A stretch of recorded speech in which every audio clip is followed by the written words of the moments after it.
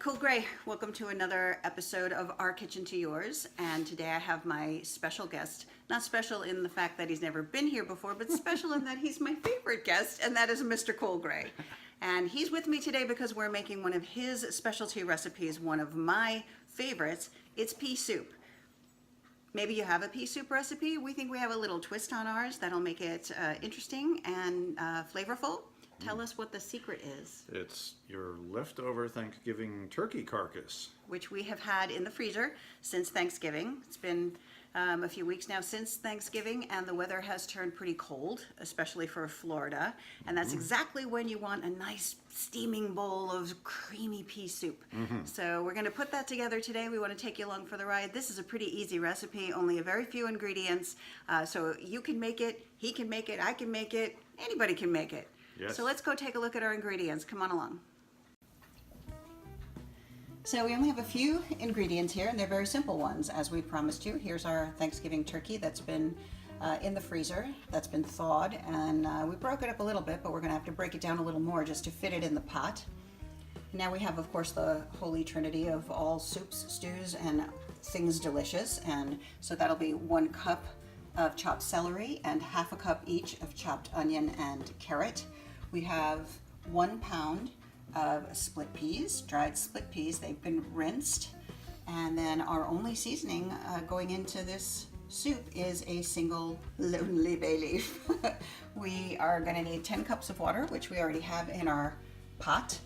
And so we're ready to begin the assembly. It's pretty simple. I should mention that this recipe comes from this amazing book, The Joy of Cooking. This is Mr. Cool Gray's copy. Is this an original edition, honey? No, it's the second edition. The original one You wore out your first one? The original one was in the 1940s. This one is about 1970. So you can see that it's very well used, and this particular recipe has been made a number of times. You can tell by the little drips on the pages. So it is The Joy of Cooking. There's a sneak peek at the recipe. I am going to give you the list of ingredients, but for copyright purposes, I don't know that I can actually give you all of the instructions, or I'll give you our version of it. That should probably be okay. Anyway, we've broken down our turkey carcass a little bit. Now, this recipe does say you can use the traditional ham bone. Yes. Or salt pork. Salt pork or a turkey carcass. So we discovered that that was a possibility after Thanksgiving one year, and we really actually prefer the flavor of the poultry in this soup. So now that you've looked at this carcass long enough, you can look at this carcass for a minute. And we're ready to get started, yes? Yes. All right, what's first, baby? All right, well, we already have our water in the pot, so we're going to put the split peas in.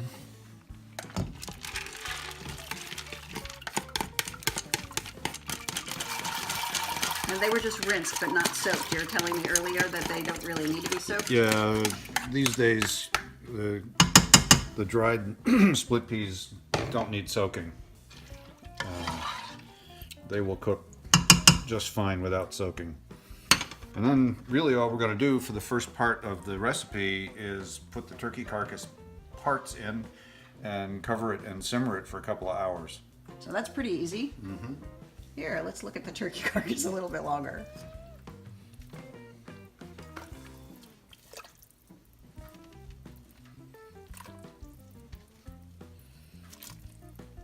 Now, does the recipe call for a certain amount of meat on the bone, or No. Are we just throwing a carcass in there? That's right. Kind of doesn't matter. Whatever will fit, and that might be enough. Okay, and we're going to turn it on to bring it to a boil. Yep, and then turn it down to a low simmer and keep it covered for a couple hours, and then we will add the vegetables for the last half an hour cooking. And what about the bay leaf? Does that go in with the veggies or It no? does. It goes in with the veggies. Okay. It's been about half an hour, and that carcass is cooking down and filling that pot with flavor. We're creating a wonderful broth. And Mr. Colgray is going to give it a little stir.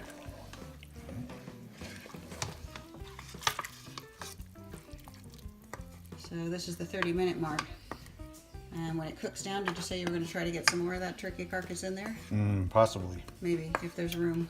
Don't think we'll need it though. There's plenty of flavor. You can smell it. Yeah, it's going to be a really wonderful flavor. It's entirely different than when you use a ham bone, and we think it's preferable. Mm-hmm. Okay, we'll come back in a little while. We're just going to cover and simmer some more, yeah? Yep. Okay, so we've been simmering for how long? 2.5 hours. And the soup is starting to look kind of like a pea soup, except it has bones in it. So what do we do now, Mr. Colray? Well, now we're going to strain out the solids, and then we'll have a pea soup that we can add the vegetables and the bay leaf to, and it'll cook for another half an hour. All right, let's do it. So you've got a large bowl here with a strainer. Yes. So we don't want to lose any of that nice broth.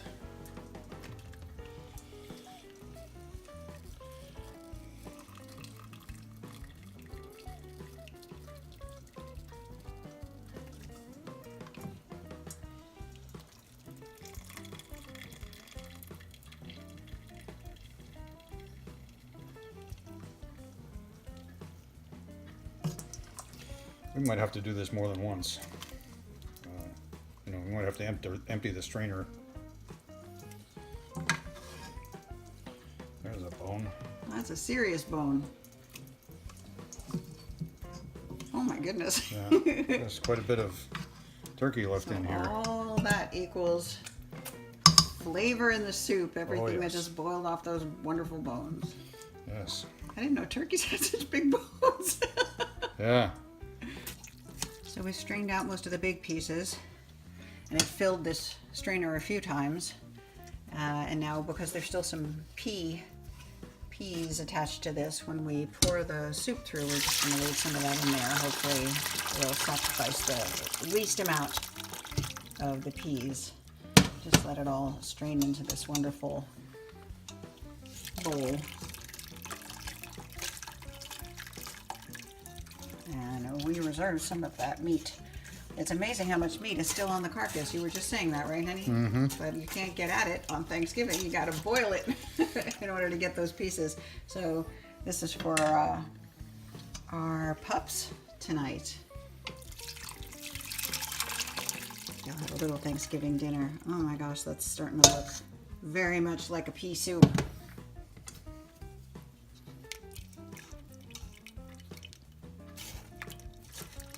Still trying to eke out as much flavor as we can. That's going to need to drain for a few minutes. Getting those peas all through the sieve.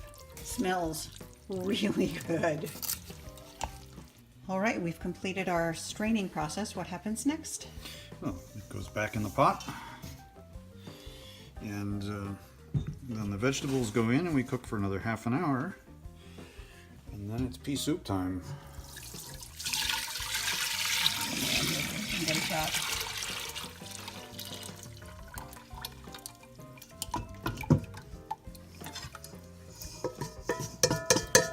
All right, well, that's really starting to look like we're expecting it to look.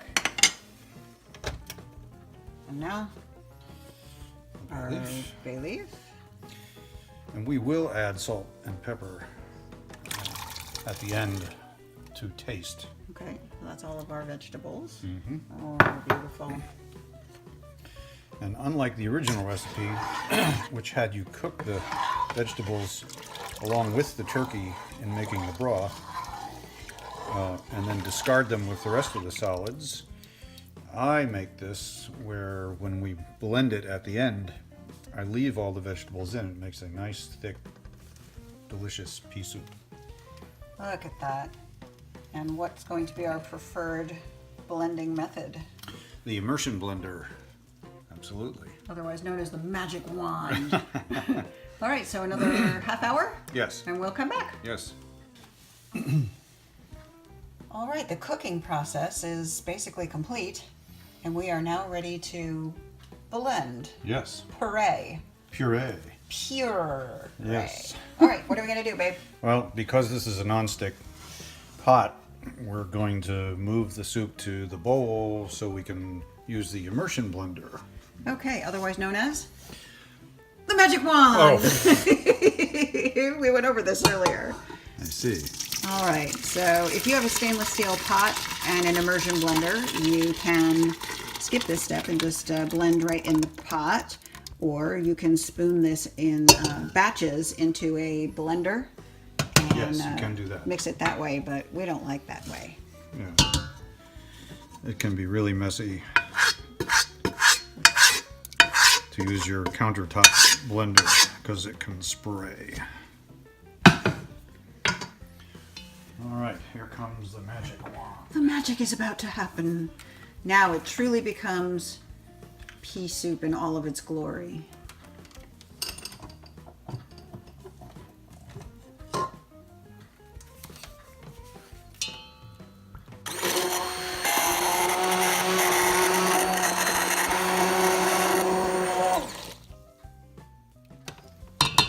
So that needed about a minute of immersion blending. Mm-hmm. And where do we go from here?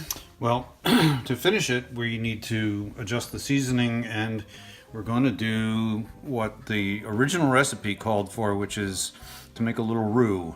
So 2 tablespoons of butter, 2 tablespoons of flour, pour a little bit of hot soup in there, get it mixed up and thick, and then pour that back into the soup to thicken the soup. So that's the thickening process. Are we going to do that now? Very quickly, yes. We're going to add salt and pepper? Yes, we are. All right, let's do it. Okay. So we made our roux off camera, not on purpose, because my iPhone messed up. So why don't you tell us exactly what you did here to thicken the pea soup? Okay, it's an old-fashioned thickening method. 2 tablespoons of butter melted, 2 tablespoons of quick mixing flour. We used this, You don't get any lumps that way. okay? You make a quick roux with that, and then you add a little soup, maybe half a cup to a cup, and you heat it up till it thickens, and then you take that and put it back in the main soup. And now what we're doing is bringing this back up to a simmer to thicken the entire pot. And I know from other times that I've used roux in things like this that when you're doing that and you're trying to thicken, you need to stir constantly until you get the desired thickness. Right. And you can actually see this getting a little bit thicker right before your eyes. So this will simmer until it's heated through and as thick as we'd like it. And then you're done. And then we get to eat it, which is what you'll see us doing the next time you see us. Our soup is finished. We have garnished it tonight with a dollop of sour cream and some toasted pumpkin seeds, which I typically have around for snacking this time of year. And you like one additional addition. A little squeeze of lemon. One additional addition. Yes. So we have I'm a not little. going to do that for fresh now. lemon. I want to taste it first. You want to taste it before adding the lemon? Yes. All right, well, this is our taste test and we're very happy about it. Yes.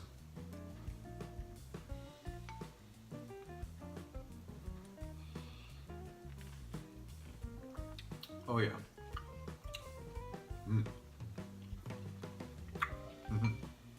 I mean, this is no surprise. I know what it tastes like. Yeah.